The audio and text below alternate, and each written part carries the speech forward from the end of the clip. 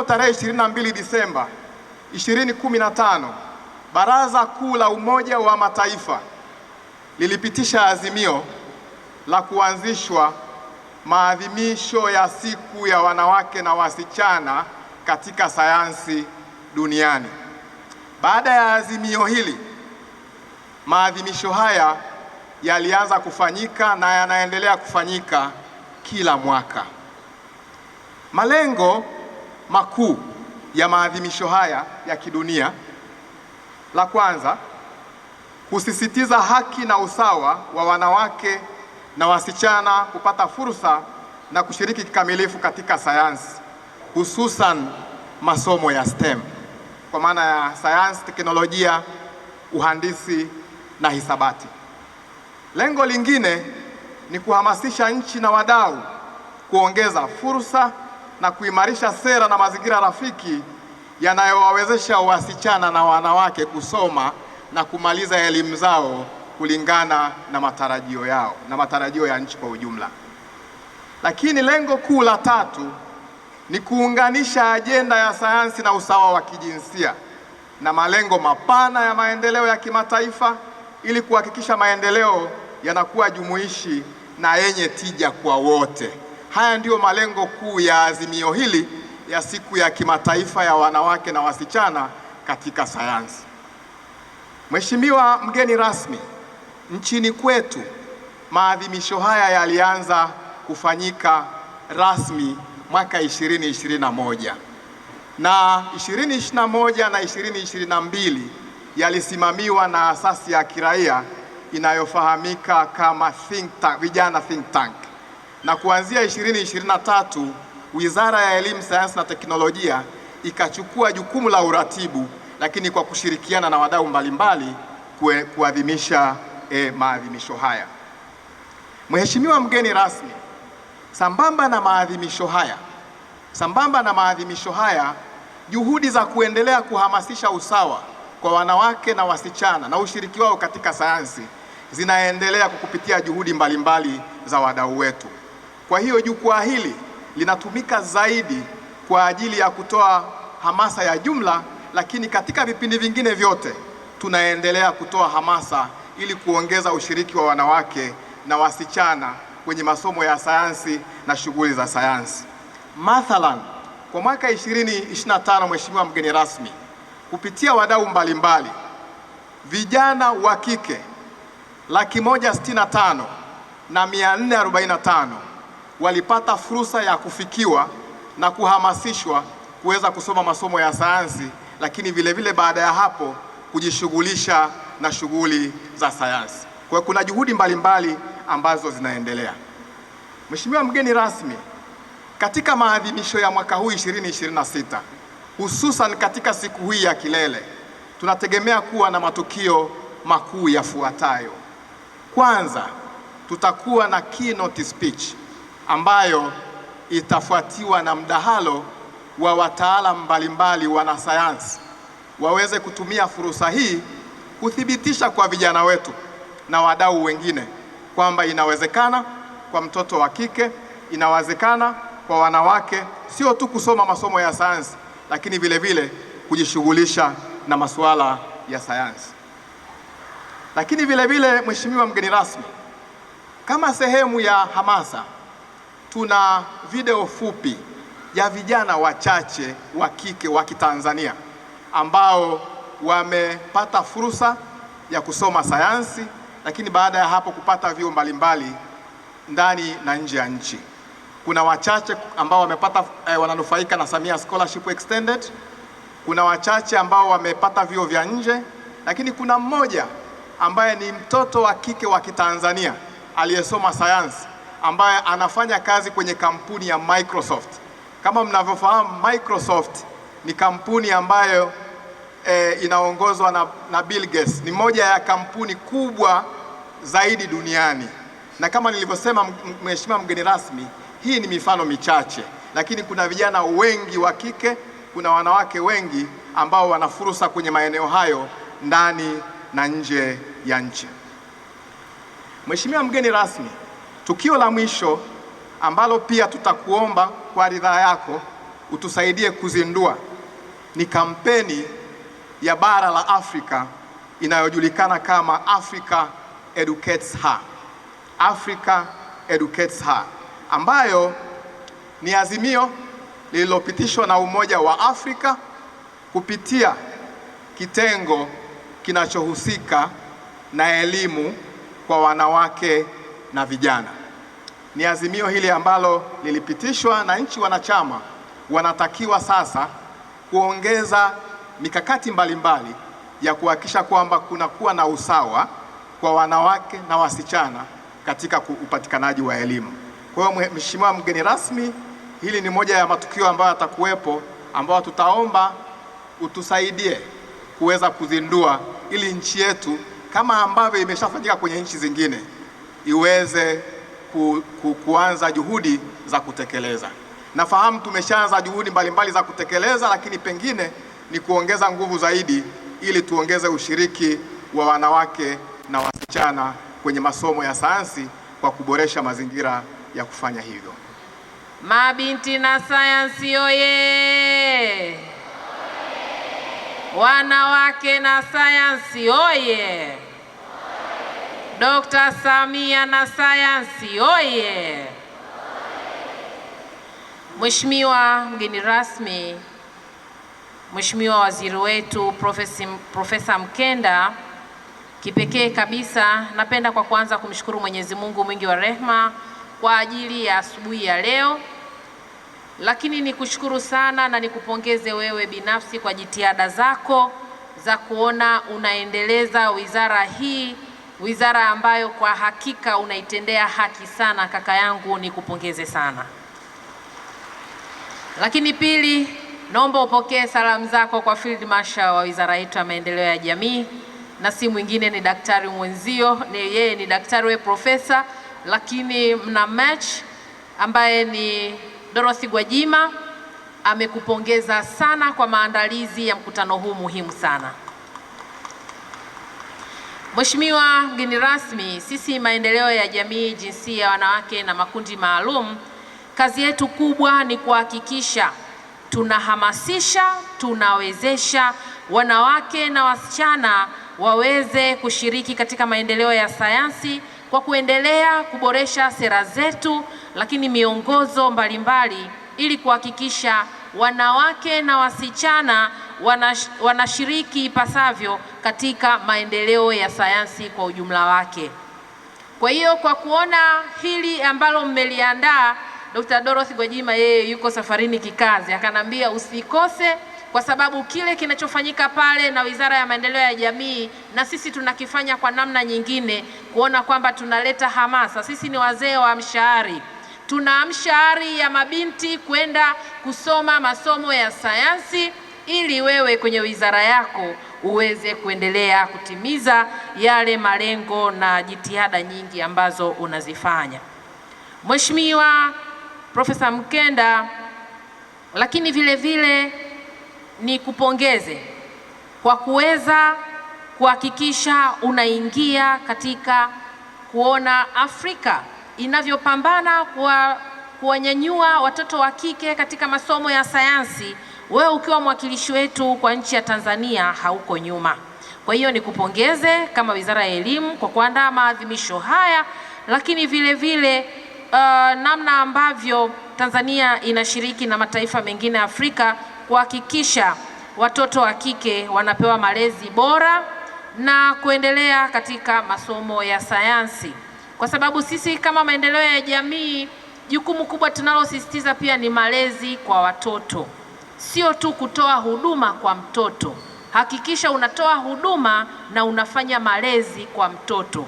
Unampa guidance, unamuongoza ili aweze kwenda mwelekeo ambao kesho kwanza anajipunguzia hata ushindani sokoni. Ukisoma sayansi, mtoto wa kike unajipunguzia ushindani kwenye soko la ajira. Kwa hiyo niwapende kuwahimiza sana watoto wa kike, kazaneni kusoma masomo ya sayansi. Watoto wa kike oye! Na wale wanawake mabingwa wa sayansi tunaendelea kuwategemea katika kuona mnavumbua na kuhimiza mnaacha legacy. Nyi tayari maprofesa wa sayansi. Tunatamani kuona wale mabinti kule nao kesho wanafikia hatua hiyo, na nyinyi pamoja na sisi serikali tukishirikiana, hilo linawezekana. Mtoto wa kike na sayansi inawezekana, haiwezekani? Wale watoto wa kike wanaosema inawezekana, nataka msimame mpige kelele mseme inawezekana. Mtoto wa kike na sayansi inawezekana, haiwezekani? Sema mimi ni mwanasayansi wa kike kwa ajili ya kulitumikia taifa langu. Hongereni sana kwa kujinenea mema. Kinywa kinaumba, endeleeni kujinenea hivyo, na ninawahakikishia kesho tutawapata madaktari wengi kutoka kwenye hii timu, tutawapata mainjinia wengi kutoka katika hii timu, tutawapata walimu wa sayansi wengi kutoka katika hii timu, na kada nyingine zote zinazohitaji wanasayansi. Nyinyi watoto wa kike mtakuwa mabalozi wazuri kesho. Mheshimiwa mgeni rasmi, pia tunatambua kampeni ambayo ipo kiafrika, Afrika nzima, ambayo inasema education for all. Hii tunapoendelea kumsisitiza mtoto wa kike kusoma, sisi kama Wizara ya Maendeleo ya Jamii tunajitahidi kuona kwamba na mtoto wa kiume hatumwachi nyuma. Maana mwisho wa siku tusije tukawaacha mbali, tukaanza tena kampeni za kuwaraise watoto wa kiume. Kwa hiyo wakati tunaendelea na hili, pia tusiwasahau watoto wetu wa kiume nao waweze kunufaika. Mheshimiwa mgeni rasmi, nimefurahi sana kupata fursa hii, ukiachilia mbali kama mwakilishi wa Wizara ya Maendeleo ya Jamii, Jinsia, Wanawake na Makundi Maalum, mimi mwenyewe kuweza kushiriki. Watoto wa kike, ninawaambia mwanamke kusoma sayansi inawezekana, ukafaulu vizuri na ukawa msaada katika mapambano ya kujenga taifa. Nikijitolea mfano mimi mwenyewe, nilipokuwa oleva, Mheshimiwa mgeni rasmi, mimi nilisoma masomo yote. Enzi zetu sisi unasoma masomo yote, kama ni 12, 14 na unafanya mtihani yote, na bado tulikuwa tunapata division 1. Lakini baada ya hapo nilichepuka nika base kwenye science. Mimi nimefanya PCB, physics, chemistry and biology. Nilitamani kuwa daktari wa watoto na wanawake, lakini huo haukuwa mpango wa Mungu. Nikajikuta nimedondokea kwenye mikono ya wanasayansi lakini mainjinia. Kwa hiyo nilianza kusoma pale DIT, lakini vile vile nimesoma MUST. Kwa hiyo mimi ni zao la sayansi typical. Nimesoma vyuo vya sayansi wakati huo ni FTC, lakini baadaye zikaanza kuwa advanced mpaka ikawa institute, na mwisho wa siku sasa hivi ni kama MUST ni Mbeya University of Science and Technology. Kwa hiyo nimesoma vyuo hivi, sijuti, ninajivunia sana, na huwa ninawaambia watu msibeze. Watu hudhani ukienda kusoma katika hivi vyuo labda ufaulu wako ulikuwa mdogo. La hasha, tukikutana huko kwenye field huwa tunawanyoosha. Wanajua maneno, sisi tunajua kazi. Kwa hiyo ninawasihi sana, someni masomo ya sayansi, hamtajuta na maisha yenu yatakuwa rahisi sana. Ukisoma sayansi kama mimi nilivyosoma PCB, ni combination inayokuruhusu kufanya chochote. Umetaka kwenda kusoma medicine, unasoma. Ukitaka kusoma pharmacy, unasoma. Ukitaka kusoma engineering, unasoma. Na mwisho wa siku nikaja kujikuta nimefanya masters ya business administration, ambayo haikunisumbua kwa sababu nilishazoea kufanya integration, mathematical engineering. Sasa unaponipeleka katika masomo ya kuongea zaidi, najikuta natiririka tu. Watoto wa kike na sayansi inawezekana. Watoto na sayansi.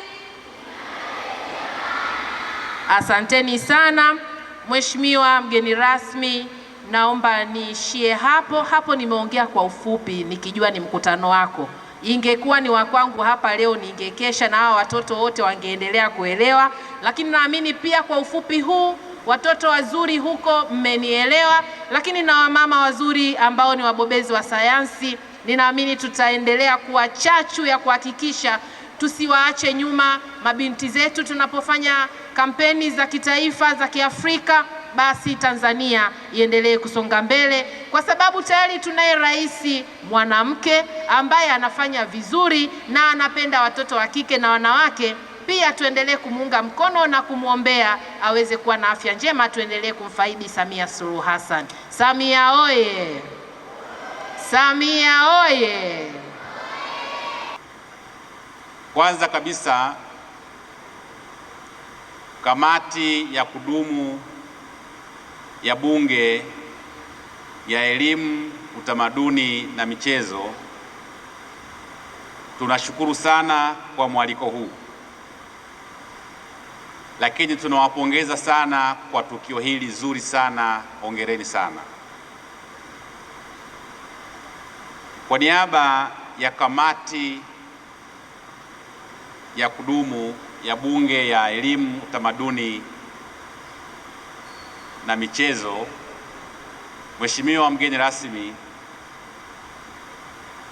sisi kwa kweli tunaendelea kuiona Tanzania mpya, hasa awamu hii ya 6.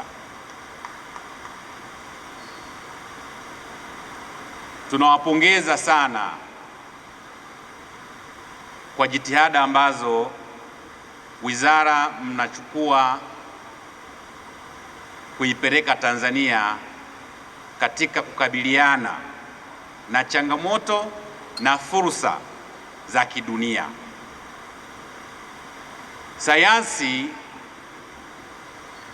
Sayansi ndiyo suluhisho la asilimia kubwa sana ya changamoto za kidunia. Lakini hatua hii ambayo leo tunachukua kumwelimisha mtoto wa kike, kumhamasisha mtoto wa kike kupenda sayansi, ni hatua sahihi kabisa. Mheshimiwa mgeni rasmi, by nature mwanamke maisha yake ni sayansi. By nature mwanamke maisha yake ni sayansi.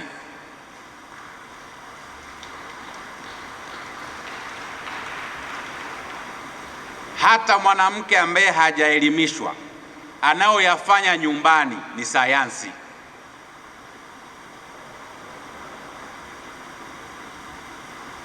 Anayofundishwa na mama zetu, mwanamke, mtoto wa kike nyumbani anavyofundishwa namna ya yeye mwenyewe kuishi na mama zetu kule kijijini kabisa, anafundishwa sayansi.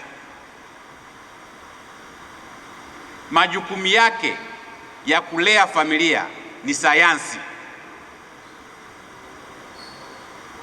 Kwa hiyo mtoto wa kike akielimishwa, akaboreshwa katika sayansi, na kuhakikishieni anaweza kufanya vizuri zaidi kuliko hata sisi wanaume.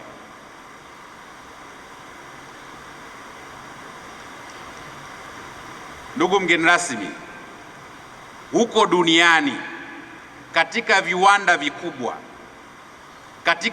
vikubwa, vile vitengo ambavyo vinahitaji umakini sana katika uzalishaji, yani one mistake kiwanda kinapata hasara, huwa wanawekwa wanawake.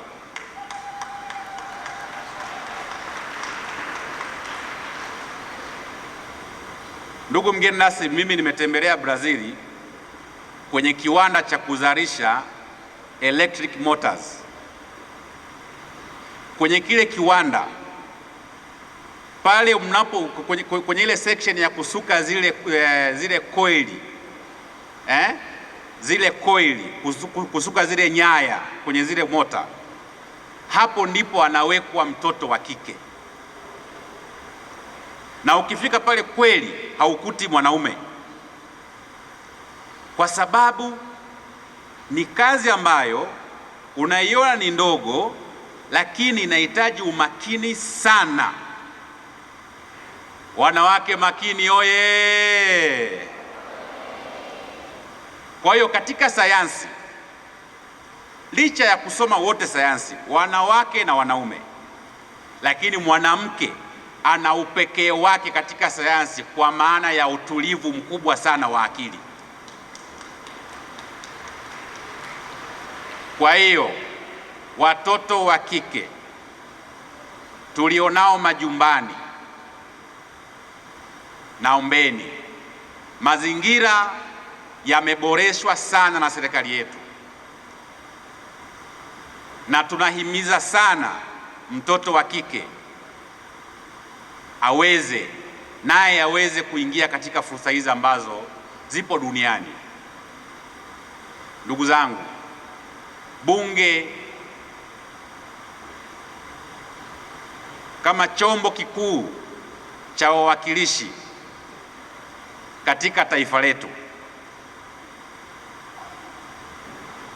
tutaendelea kutunga sera na sheria bora kabisa za kuhakikisha mtoto wa kike anashiriki kikamilifu katika kupata elimu hii ya sayansi.